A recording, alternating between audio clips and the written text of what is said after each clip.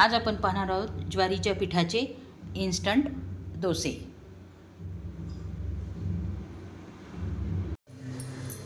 आज आपण ज्वारीच्या पिठाचे एकदम हेल्दी असे डोसे बनवणार आहोत।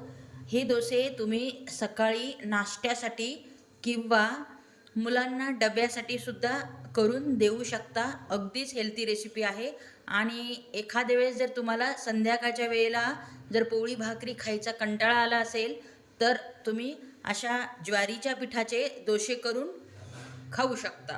अगदीच हेल्दी अशी रेसिपी आहे। तर त्यासाठी आपल्याला लागणार आहे एक कप ज्वारीचे पीठ, 1/4 कप आपल्याला हा रवा लागणार आहे। त्यानंतर या आपल्याला भाज्या लागणार आहेत। त्यासाठी मी अर्धी शिमला मिरची चिरून घेतलेली आहे, एक छोटा कांदा बारीक चिरून घेतलेला आहे, अर्ध टोमॅटो घेतला आहे आणि एक छोटा गाजर खिसून घेतलेला आहे। तर चला मग आपण रेसिपीला सुरुवात करूयात। हे पहा, गॅस चालू केला आहे, त्यावर आपला हा आपण पॅन ठेवणार आहोत। पॅनमध्ये अगदी थोडे तेल घालणार आहोत। 1 चमचा मोहरी घातली आहे, छोटा चमचा जिरे घातले आहे। प्रथम कांदा फोडणीमध्ये घातला आहे।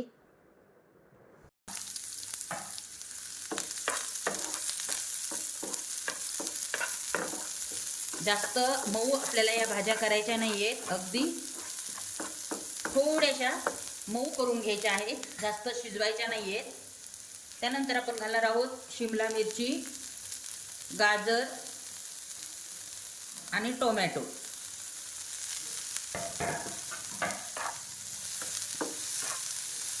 अगदी थोडे 2 मिनिटासाठी आपण मऊ करून घेणार आहोत।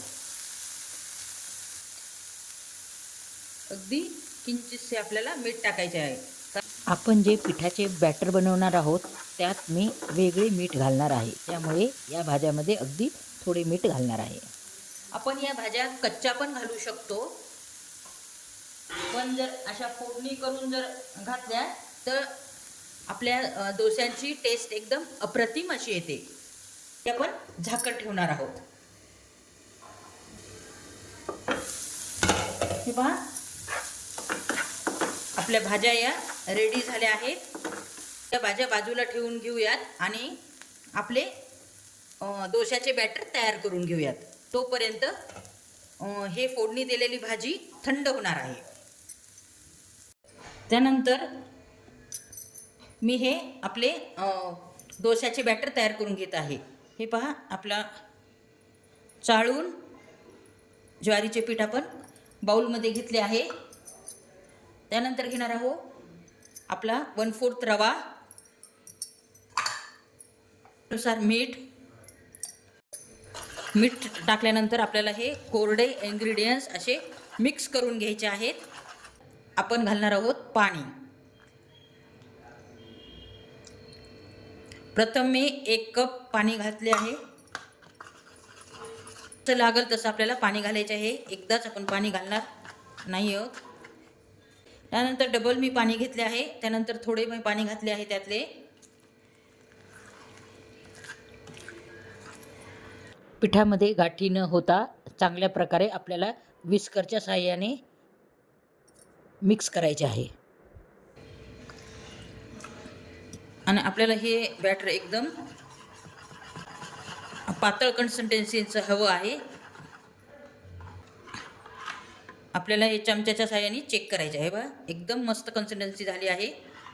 2.5 कप आपल्याला पाणी लागले आहे हे बॅटर करण्यासाठी।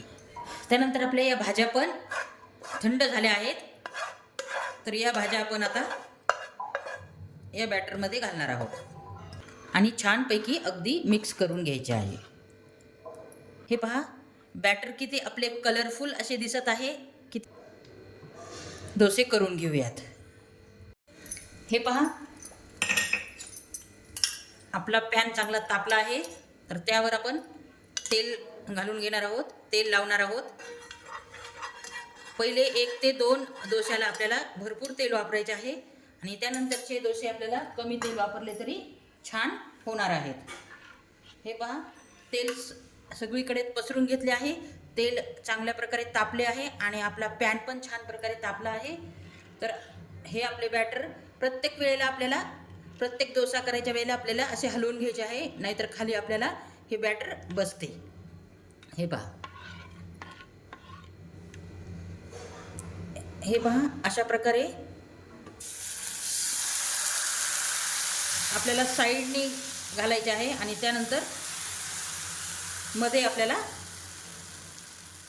डोस्याचे बॅटर टाकायचे आहे. पहिले साईडनी आणि नंतर मध्ये, कारण मध्ये खूप तापलेला तवा असतो आणि साईडनी थोडा कमी तापलेला असतो, म्हणून साईडनी टाकून नंतर मध्ये टाकायचे आहे.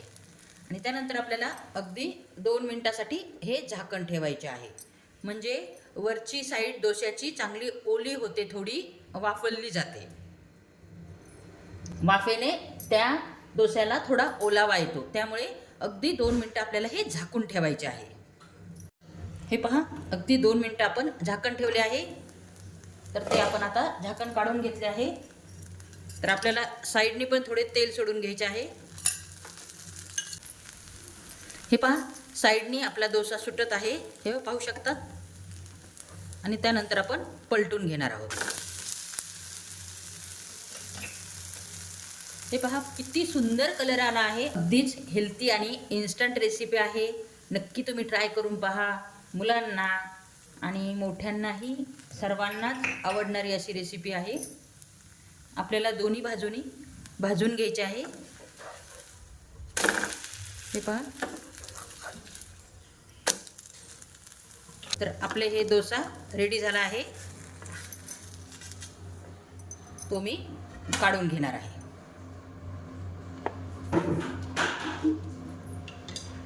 दुसरा डोसाही आपण करून घेणार आहोत.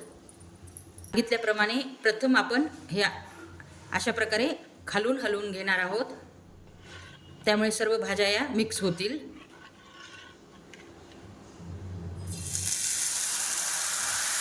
आपल्याला साईडने सोडत नंतर मध्ये सोडायचे आहे.